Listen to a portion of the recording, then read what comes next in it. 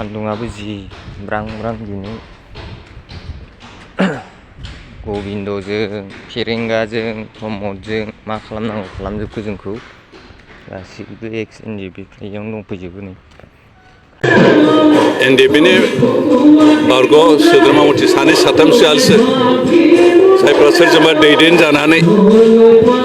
गोदान राजखान्थि दानो होननानै थिरांथा खालामदों फोसावदों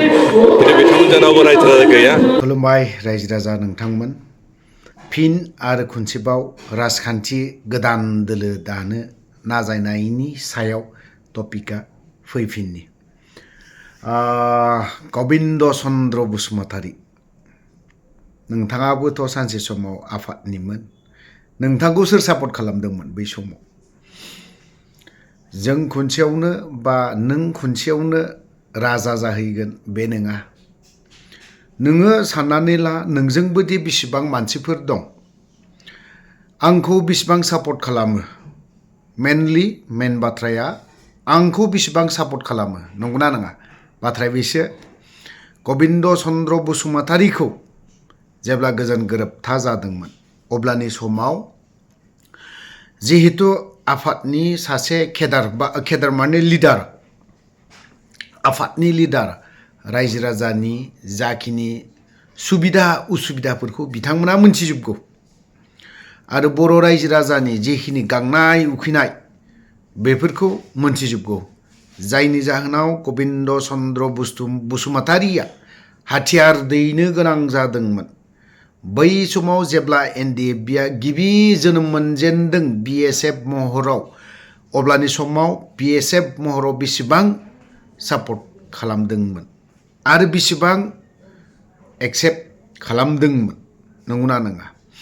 जेब्ला नाङैनो मुंखौ जेब्ला सोलायदों एनडिएफबिनि मुं लाफिनदों बरफोथाराव चिरां डिस्ट्रिक्ट अब्लानिफ्राय रायजो राजाफ्रा बयबो बजबलायदोंमोन थिग बेफोरबायदिनो राजखान्थि गोदान दानायाव खनसेयावनो जे गासैबो सापर्ट खालामगोन बेबो नङा नोंथांमोननि इउपिपिएल हान्जाया मानोथो गोदान नाम लाबाय थानो गोनां जादोंमोन पिसिडिआरनो माबा माबि XYZ नाम लानो गोनां जादों मानो खुंथायाव फैनोथ' नोंथांमोना बिराद जरदार खालामदोंमोन बहाथो फैनो हाखो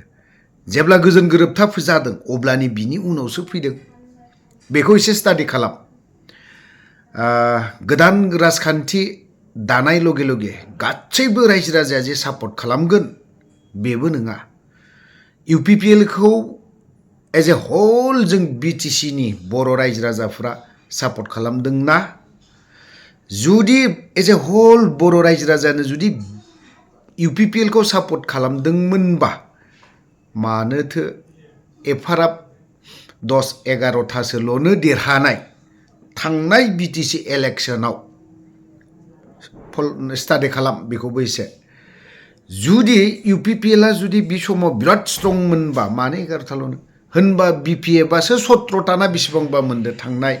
बिटिसि इलेक्शनाव बेखौबो नायसे बिपिएफखौ बेसेबां एक्सेप्ट खालामदों रायजो राजाफ्रा 16था ना 17था बेफोरबायदि मोनहैदों बिजेपिआ 9था देरहादों होनबा नोंसोरो मोनसे मोननैल'सो एज ए इउपिपिएलआ बिपिएफजोंनो जेनदोंबा होनबा नेक्स्ट इलेक्शनाव बर'नि भटआ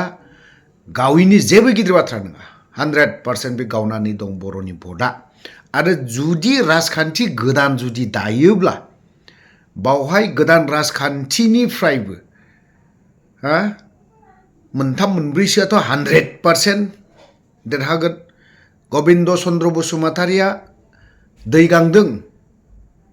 गोदान राजखान्थि दागोन होननाय लगे लगेनो दाफुङाखैनो दागोन होननानैसो बुंदों फोसावदों नाथायबा बावहाय इउपिपिएलनि माखासे लिडारफोरनाव ब्रेनाव माबा टिउमार जानायफोरबायदि सौदावहैदों सौदावखागोन सौदावनांगौबो गाराया जानांगौबो अब्लासो गाराय जाब्लासो मुलिखौ नागिरगोन ना गाराया जुदि जायाब्ला माब्लाबाबो बे मुलि नागिरा थाथोन बिदिनो बेफोरबायदि सोदोबा फैयो जिहेतु गबिन्द चन्द्र बसुमतारिया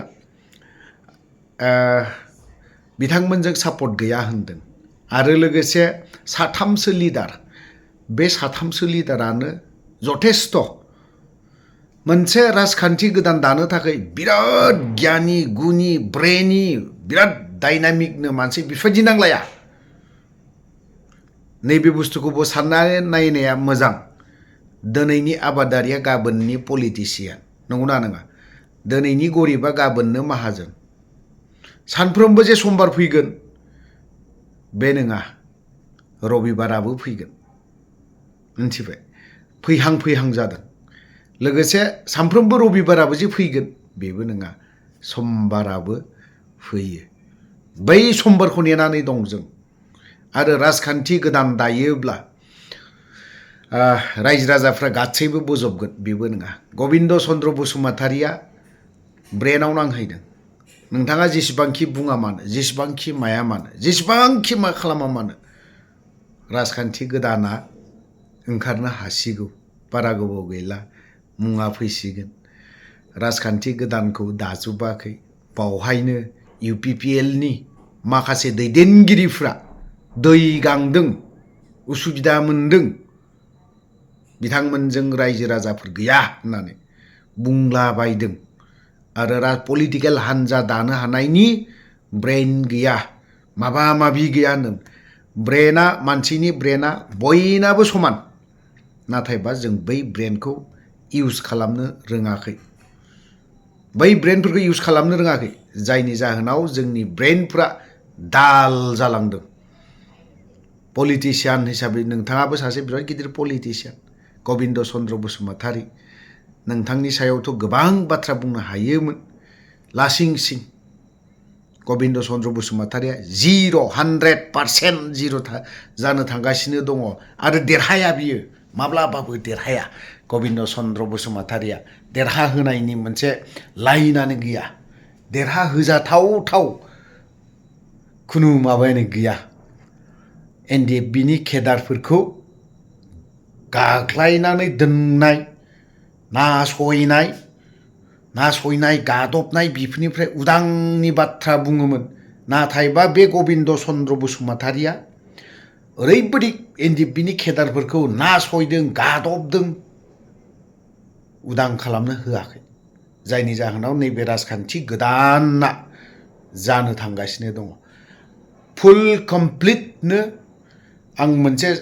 भिडिअ दाहाय हगारबावगोन बे भिडिअखौ हगारनायनि सिगां आं माखासे फिसानो हगारनानै होबावनि गबिन्द चन्द्र बसुमतारि नोंथाङा एफाराब सिन्था खालामनाङा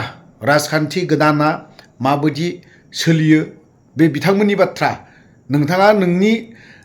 आं माबायदि भट मोनगोन बेखौ बुरखायनो नाजादो रायजो राजानि खाथियाव थांखादो आरो बहाबा माबा मोनसे सुइस गेट गैयाबा हैनानै हैखादो बहाबा लामा जायाखैबा बेखौ मावनानै होखादो 5 बोसोरनि बाथ्रा खोथा दं नोंथाङा 5 बोसोरा कमप्लिट जासिगोन आरो रायजो राजाया नोंथांनि सायाव मोजांनो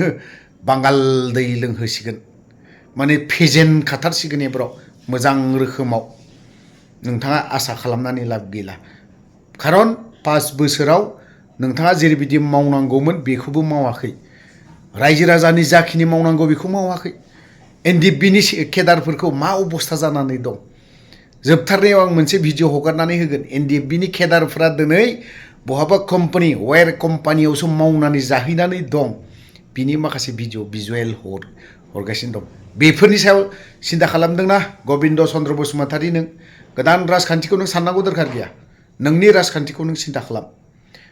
बिथांमोनजों मानसि दङ गैया बे गोदान राजखान्थि दानायनि दैदेनगिरिफोरनि खोथा आरो बिथांमोनखौ बेसेबां बजबा बै दैदेनगिरि बै गोदान राजखान्थिनि खोथा बेफोरो नोंथाङा नोंनि राजखान्थिखौ मोजां सालायलांनो नाजा थ' गोलाव बाथ्रा बुंबाय नैबे मोनसे गुसुं भिजुएल दं बेखौ नायनानै लानि एसे माबा मोनफैनांगौ माबाव मोनफैखोलै माबाव दंमोन माबायाव मा खालामहरखो सान्दुङाबो जि ब्रां दिनै गबिन्दजों फेरेंगाजों प्रमदजों मा खालामनांगौ खालामजोबखो जोंखौ गासिबो एक्स एनजिपि इयावनो दंफैजोबो नै खामानि मावलागासिनो दं मालाय जायगायाव गोदाव सोराव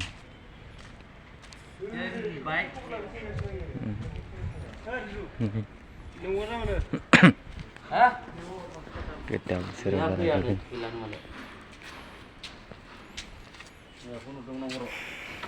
अवेर कम्पानियाव खामानि मावनो